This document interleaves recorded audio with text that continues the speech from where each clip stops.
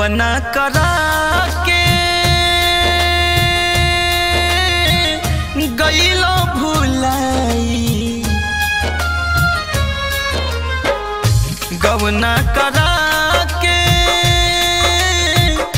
गईलो भुलाई, याद बढ़िया बेला ए पिया काहे नया बेला हो जिया जरा बेला ए पिया काहे नया बेला।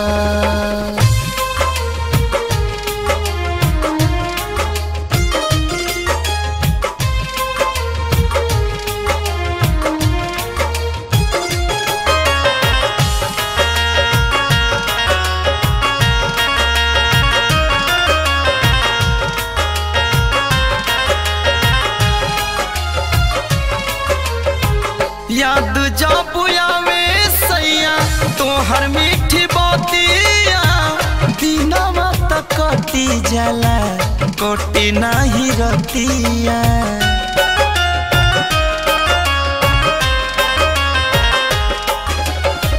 याद जब आवे राजा तोहर मीठी बातिया, दिनवा तक कटी जाला कटे नाही रतिया।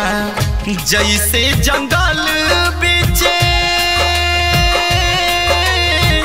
कुहू के कोयलिया, हमके कुहू का वेला ए पिया काहे नया वेला हो जिया राजा वेला ए पिया काहे नया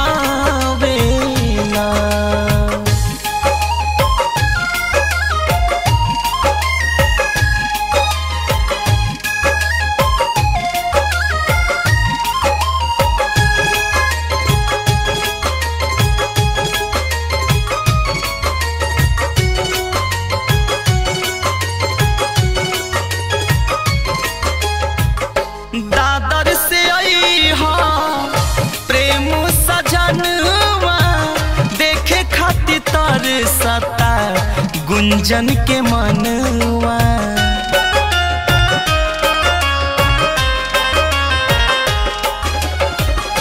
दादर से आई हा प्रेम सजनवा, देखे खातिर तर सता गुंजन के मनवा।